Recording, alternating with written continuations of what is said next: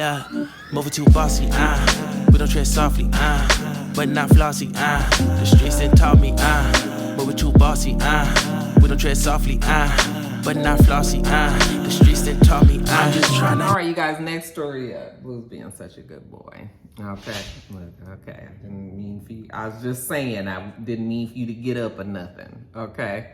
But he really is, you guys. Next story.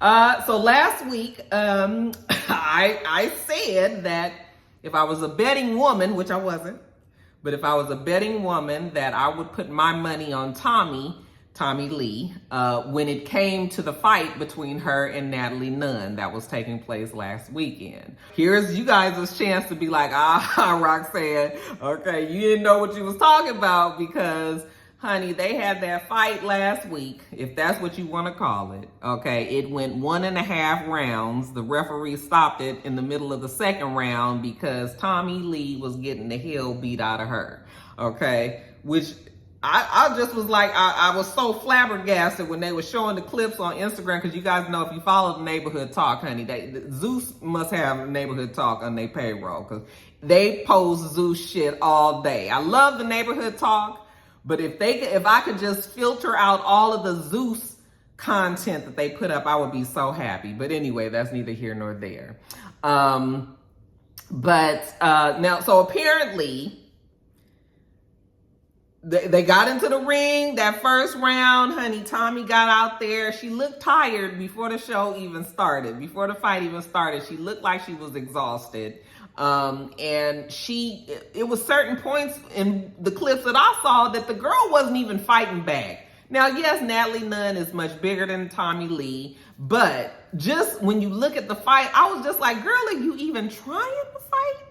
Okay, and it made me think that either this child was high or didn't give a fuck or drunk or a combination of all of them, because she just wasn't trying to. I said, you gave more energy in all of the pre-shit that we saw the week prior leading up to the damn fight, okay? Because they had a confrontation at 2 press conferences. We know that we saw her backhand slap Natalie Nunn when they was talking about some that had happened at the Chris Brown concert, and the people was fussing at her for what she had done.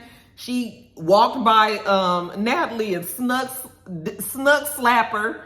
And, you know, of course, Natalie, I'm gonna blame Natalie for paying so much fucking attention to that chicken wing. And I do understand how, you know, that lemon pepper wet can keep you preoccupied. She was fucking that damn chicken wing up. Tommy slapped her, backhanded her, and they had a fight. I mean, she gave more energy there than she did on a controlled fight in a ring. You got on boxing gloves, you got a face mask on. To me, it seems like that would be the perfect opportunity to just get in there and get the wailing, okay? That is not what happened. Tommy barely fought back, and the referee stopped the fight. Because when they, and then they said that Tommy's team, you know, in between the round, when they wouldn't get out the fucking ring. They was already threatening to stop the fight because they wouldn't get out the ring. It was just like pandemonium and confusion, which we thought that it would be anyway. At least that's what I knew it was going to be, because they're not trained fighters. But yeah, for those of you guys who spent $30 to see this, whatever the hell this was, you know, I mean, congratulations, I guess, to Natalie for whooping the girl's ass. But I mean, was it really truly what it was? Or was Tommy like otherwise disposed? I was just like, what is going on with Tommy? And I was just like, now, girl, you done gave this to Natalie. You ain't never gonna let us down, honey. Now they ain't gonna never let Tommy live it down that she lost to Natalie. I don't even think Tommy cares too much, because I think Tommy's in a bad headspace. Like, I think Tommy is really on something. Well, let me not say that, because child, don't need nobody trying to sue me. But what I will say is that sometimes when we see Tommy in the public eye, she doesn't seem like she's sober, okay? And that's too bad. You know, I remember when Tommy was dating, who was that model rapper? He wasn't a rapper, but he was a model. He used to model for Kanye, and he became really known. Was it Ian somebody? And she was dating him, and she looked like she was happy, and she was traveling with him, and she seemed like she was pretty sober and all of that. I was really rooting for the relationship. But then that one kind of exploded. If you guys saw her documentary that she did on YouTube, it's actually really good. It's actually good. You know, you kind of get a different side of Tommy that you don't get because she's trying so hard to be perceived a certain way, I guess, you know, when it comes to her image, and we always think of bad girl Tommy Lee, but the documentary actually was very surprisingly, done well, and we got to know a lot about her, and the drinking has always been an issue, and I think it continues to be an issue for her. So, you know, I know Tommy's been through a lot, and I know that the reasons that Tommy acts the way that she does is because of how she's grown up and the things that she's been through. And you guys know all of her history with Karen King and all of that drama. You guys remember all of the stuff that we found out about Tommy. But yeah, that fight was just like, I was surprised. But this seems to have given Natalie the fuel that she needs. You know, she's already said that Tommy is fired. I didn't even know that they didn't like each other like that, you know, because on the show, aren't they friends on the show? So like, I'm not even clear what that was. Some people are saying that it was, you know, she was paid to take a dive and that wasn't really real and all of that. I don't know what it was. Y'all let me know what you think about all of that. If you watched the fight, do you believe that was truly Tommy in her best form? Do you believe that she may have been, you know, on something or drunk or something? Do you just believe that she can't fight? I mean, we've seen Tommy, we have seen the girl fight. So it's not like that girl don't have something in her. She does have some of it in her, but she didn't have it that night. So y'all let me know what you think about all of that. If you watched the fight, were you surprised at the outcome? Okay, I just want somebody to go get Tommy, give her a hug, and maybe give her a little bit of help. Get my nigga paid. We came from Section 8, and I knew I was at since the second. All right, you guys, so next story up. So Mama D, you know, I must say that I've been very disappointed with Mama D lately. I understand that you just gotta somehow keep your name out there. You know, sometimes you just need to stay relevant. And I think that Mama D chose Sukiana, okay, Suki with the good coochie, as somebody to lash out about just so that her name can be up there on the blogs. And I ain't like that. I don't like that. You know, it's one thing when somebody does something for you to feel like you got a problem with them. But if you just randomly calling out this girl who hasn't done anything to you, hasn't said anything about you, and hasn't done anything really for the attention, then I got a problem with that. So Mama D was on, I guess, I don't know if it was a podcast. It's called Breakbeat. I'm not sure if that's a radio show or if it's a podcast. You know, everybody got a fucking podcast these days, child. But, and I don't know what they were talking about prior to this conversation or afterwards, but I know the clip that they show, she was just like, what's that one that be talking about her coochie, you know, always talking shit on the internet? And they were like, who? And she was like, you know, dark girl. And they were like, oh, JT, you know, from City Girls. And she was like, no, it's a girl. And they were like, yeah, JT is a girl. She was like, no, you know, she fat. And I was just like, oh. It's like, I mean, people just say whatever. And then they, you know, so then she said, she talked about her coochie, you know, and they was like, oh, Suki. Yeah, Suki with the good coochie. Yeah. Okay. Well, then Mama D goes on to talk about her, saying how, you know, she out there sleeping around with a whole bunch of men and loose lip sync ships, and she don't like Suki and all of this. And I was just like, now, what this girl did to you, Mama D? Now, first of all, now y'all know, Suki had not been my favorite person in the past. I will admit that. You guys watch my Love and Hip Hop Miami reviews, and you guys know that. But Suki, I grew to really like Sukiana because, one, I realized that the girl she is not the character that she puts forth all the time. I've heard her say a lot of things that make a whole lot of sense, and I just have grown to like her because she is funny And yeah, even though some of that shit can be real, she can be nasty. You know, I'm a little too old for some of this shit. I was just like, child, you know, but I have really grown to really like Sukihana. I think she's funny and I think she's harmless. I don't think that she messes with anybody, you know, and she says what she says and she loves her man and her, you know, and all of that. So, and there's a few people that, it's funny because it's a few people that have grown on me that way. The same way with Lil Uzi Vert. I used to couldn't stand him, but I didn't have no real reason to not like him, you know. And then once I just started to realize that he is just unapologetically him.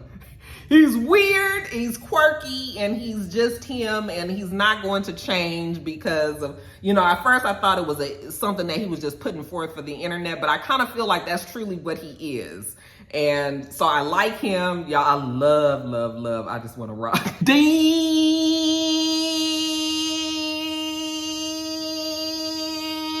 woo!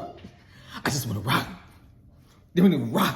That song be jamming, you guys. But Lil Uzi Vert was another one. There's a few people that, like, I just came around and just was like, Roxanne, you just being an old mean ass lady. Like, why you don't like these people? They ain't did nothing to you and nobody else, you know. But anyway, getting back to Suki. So after D did that, I just was like, okay, Suki is going to respond because we know that she quick with that mouth, right? But Suki actually came back with a very classy, considering it being Suki, she came back with a very classy read to Mama D. It could have been 10 times worse. It could have been 10 times worse. But basically what Sukihana said was like, now why is it that I'm over here minding my own damn business and you, as a woman 30 damn years older than me, coming after me for no reason? You saying that I slept with all these men. Who was all these men that you know me to have slept with? When have you seen me with a whole bunch of men, honey? I be with one man. I've been with this one man for a long time. I love my one man. And yes, I love to suck his dick. Okay, and I've said that plenty of times, you know, and I have done a lot, but with this one man. But even if it wasn't with just this one man, like, what is the problem with what I'm doing when I'm doing a lot of the same shit that you used to do? Now, yeah, granted, you probably wasn't the one that was sleeping around, you know, with people or whatever, but you was putting women on the whole stroll, okay? So you mean to tell me that you putting women on the whole stroll makes you better than me if I was indeed sleeping with a whole bunch of men, which I'm not? But if I was, how would that make you any better or worse than me? We the same damn person, just years later, okay? I'm young Mama D. We both hustlers. We both doing what we need to do to make our money, okay? For you to get up on damn internet and talk down about me when the shit is not even true, you don't even know what the hell you're talking about. She didn't like that. But I like the fact that Sukihana actually was truthful and said, you hurt my feelings, because I haven't done anything to you. And what you don't know is that I was a fan. Like, I have sang your songs. Me and my cousins, my friends and stuff, we sing your song. We've been supportive of you and all of that. And then you get up here and say some shit about me like that. Like, fuck you, you know?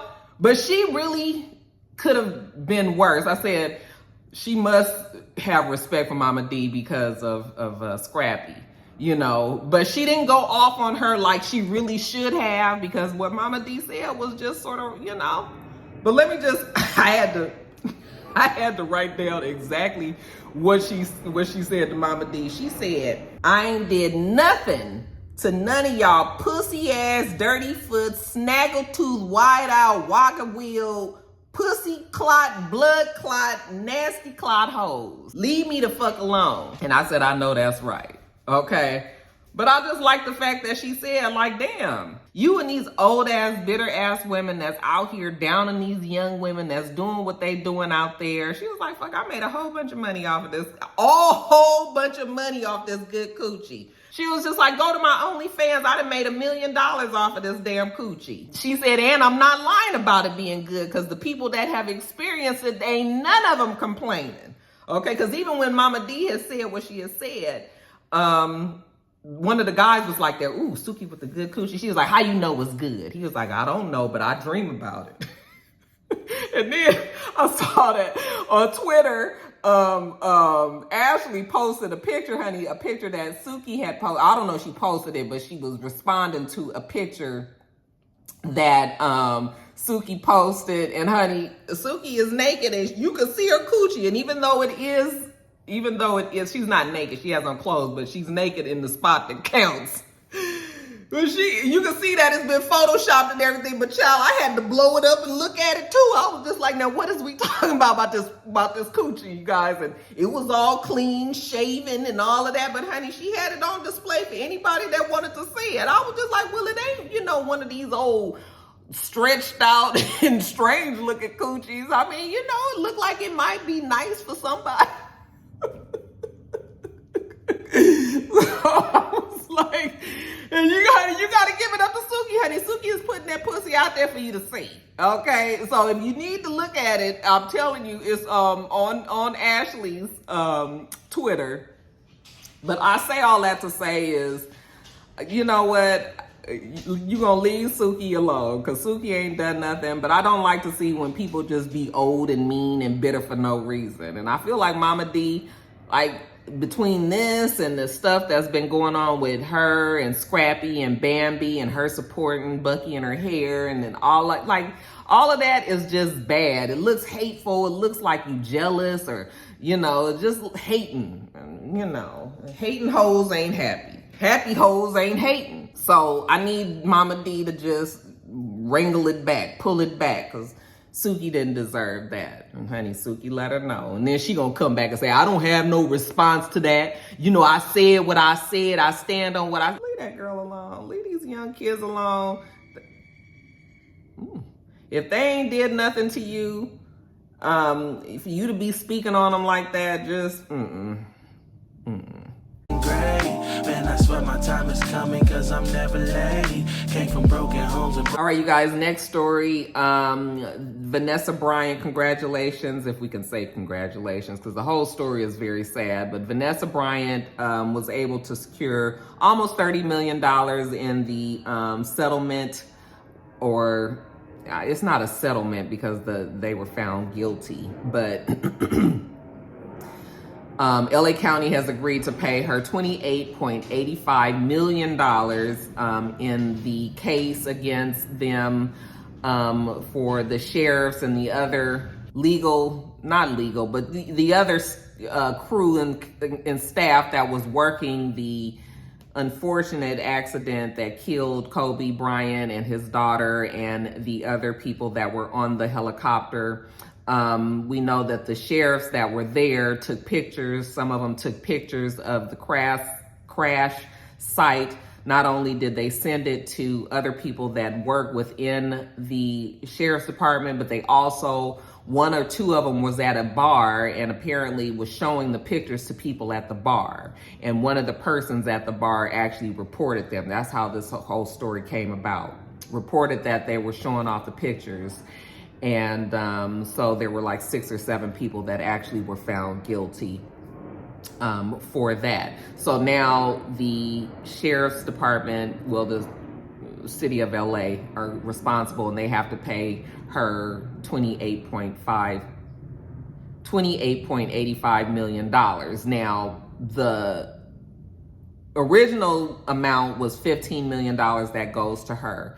There was another 13 and some change million that will be given to her children, so, they won't be able to sue in the future. Okay, so that's how we got up to $28.85 million, and good for her. I'm sure Vanessa Bryant or her children don't need that money, and I think she said that that money is going to probably be donated to their foundation that they have for Kobe and Gianna. And I know that she's probably happy that this is all done, because we know that it was a difficult case for her to have to go through, and they were trying to say that she had mental problems. And I was like, fuck, she probably does now. To have to be able, you trying to grieve your family members, and then to know that somebody is out there showing pictures of them and their bodies blown up and burnt up and all of that, like, no. So I'm sure she was stressed from that. Remember, they was trying to bring her doctor's paperwork and all of that stuff in there. But it turned out right, and the people that are responsible will have to pay. So good for her. Okay, so congratulations to them. Now I'm sure she can kind of go on, now that she's gotten that out of the way, now she can kind of go on with her whole grieving process. So congratulations to them. Dollar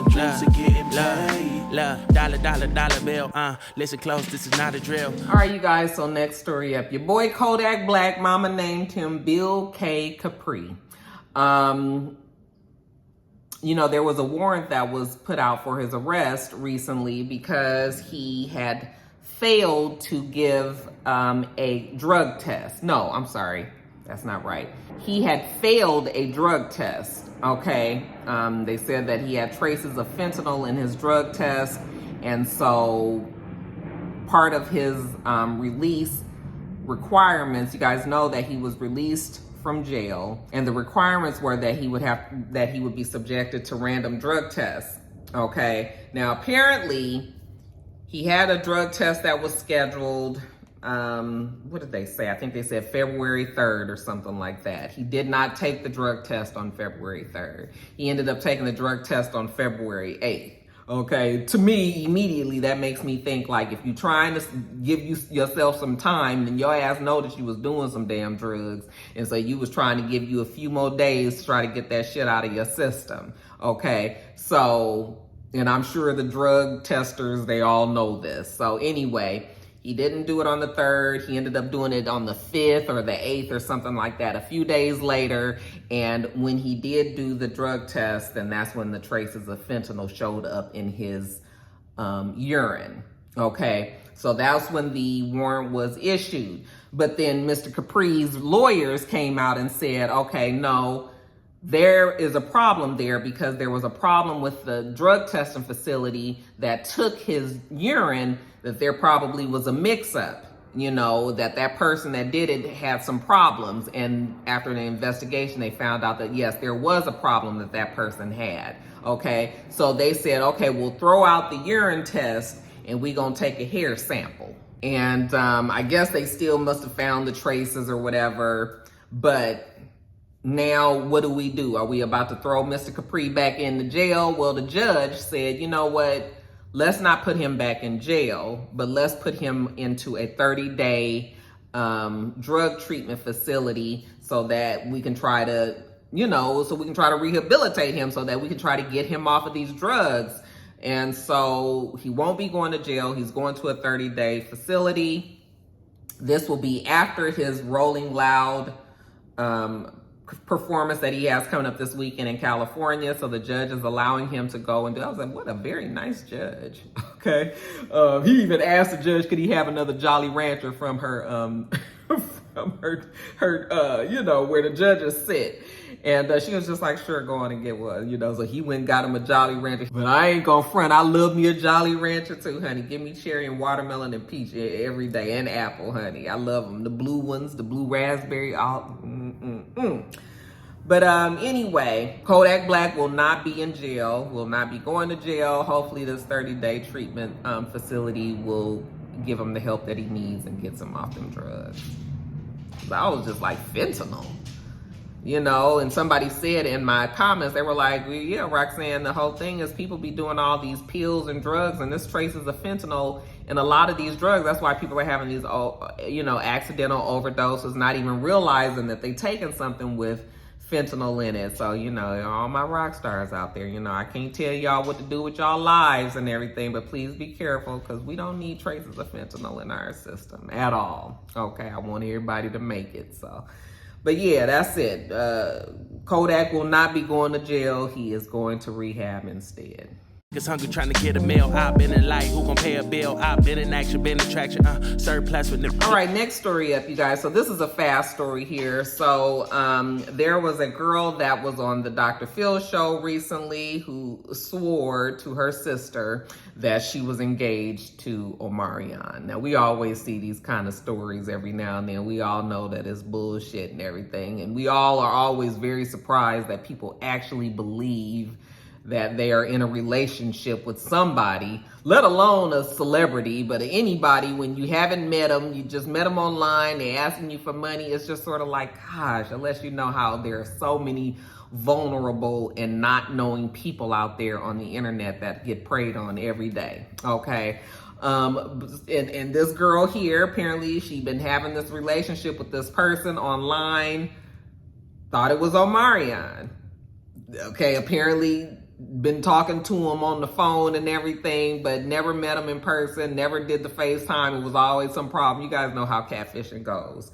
But her sister was fed up with it because the sister must have been trying to tell her for 100 times that she is not engaged to Omarion, and she didn't want to believe it. So we're going to bring her on Dr. Phil to embarrass her because that shit was embarrassing. But she apparently had been sent him $3,000 so that she can meet him and all of this. And I was just like, gosh. But yeah, you guys, there are a lot of people out there that just don't know no better. So I have to always remember that when I'm giving these stories and try to remain like, you know, not say something like, girl, what the hell wrong with you? But anyway, they had Omarion on there. He was all soft talking like, greetings, everybody. You know, I wanted to let you know that you have not been talking to me. I did not ask you for $3,000. I would not do that. I am single and, you know, so he had to let the girl down nicely. I was like, y'all not gonna bring her from behind the damn stage and let her at least get a hug from her, you know, what she thought was her man all of this time, but he wasn't there. But they did break it to her that, you know, she wasn't with Omarion and all of that. But it just amazes me that people still fall for the catfish, you know? And usually now it's people that, when you look at it, I mean, without me trying to say anything bad about her, but it's like, you know, it's people that you can tell maybe might have some challenges when it comes to putting reality with fantasy, you know? But I just was like, man, that's terrible. But yeah, Omarion was like, no, not me, sis. Okay, somebody done got her for her $3,000. Blacking, shining light, but still be blacking, red lights will stop the action, green to go, even when it's slow. All right, you guys, congratulations are in order to our girl Zendaya. We found out that she will now be getting $1 million per episode whenever Euphoria does return to HBO. I think it won't be back for another year or so because of other obligations that she and other people that are on the show will have. But when the show does come back, she will be making $1 million an episode. And I at least know that show probably has 8 to 10 episodes, probably more than that. So sis is about to make quite a bit of money in this next season. And good for her. She's done very well for that show. We also found out that she is now going to be an executive producer on the show. Well, I think they said that she started as an executive producer season 2. She said during the first season, she was already kind of doing like producer type things, but that was just so that she can kind of get the hang of it, get to learn it. But in the second season, they actually granted her the position, gave her more responsibilities. I'm sure that means more it is too, y'all. She said that she's with it throughout the whole process, not only just acting on the show, but in production, in editing. She does all of that. And, you know, she's way more hands-on. I said eventually she'll probably start directing because, you know, they usually will give you that. She'll learn that. But good for Zendaya, you guys. $1 million per episode is a big feat. That doesn't happen for a lot of people. There's only a few people on the TV right now who are making $1 million an episode. You know, Harrison Ford, Helen Mirren from 1883. No, I'm sorry, not 1883. 1923. Kevin Costner from Yellowstone, the old boy from Ted Lasso. I think they said that he's also one that makes $1 million an episode. And then we've got Zendaya, who is a young Black girl making that kind of money. Is just increasing her resume, her power in Hollywood. Like, I just love it. I love it. I love the fact that she says that she's a Black woman. And, you know, it's just fist pump of righteousness, you guys. Fist pump of righteousness for that Black girl magic. Y'all just not gonna get enough of us now, are you? Your heights to balance out the lows. Can't ride the wave because you ain't got a boat. All you only need to know, base. There's a water. And then lastly, you guys, congratulations are in order to our girl Kiki Palmer, you guys. Kiki Palmer is one of those people that I really, really love too. I think if I actually met her, I would have a little bit of a starstruck thing. You know, I got my certain people that I really truly respect. She's one of them. Y'all already know Missy Rihanna. Anyway, congratulations are in order to her and her boyfriend, Darius Jackson. They have a brand new bouncing baby boy. You guys know we just found out recently that she was pregnant when she hosted Saturday Night Live, and she was her stomach was pretty big then, so we knew that the baby was on its way. And I guess I'd say probably at the beginning of this week, was that somewhere over the weekend or Monday, she had her baby. Okay, and they have named this bouncing baby boy, hold on, let me get the words, y'all. Leotis Andrelton Jackson. I was like, girl, you better give him that name. Somebody said that his name sounded like he led a civil rights march. And she was like, honey, it is given civil rights leader. And I just love the fact that Kiki Palmer doesn't take herself too seriously. I love the fact that she can laugh when it's good-hearted and, you know, people not trying to be mean. That name is very different than the names that the celebrities give their children, but it is definitely still a very, you know, it's still a very eccentric, different name. But you can definitely feel you can definitely feel the black on it. And I love her for it. I mean, Leotis, okay, it don't get no blacker than that. They're gonna call him Leo. It looks like he looks exactly, I'm dead on the daddy. He looks just like the father, but she looks very, very happy. She posted a video of them talking about that Someone Just Like Me song that Elder Barge had. I had to go back and listen to it. I forgot all about that song until she posted it, but just happy, you know, and moving on with her life, and her and this guy, and, you know, the baby now, you know, baby makes 3. So good for them. Congratulations to the happy couple.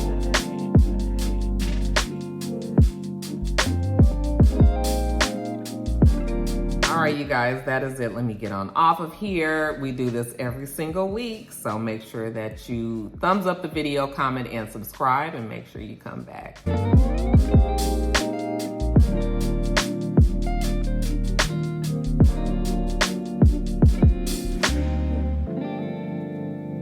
Till next time, rock stars. Bye.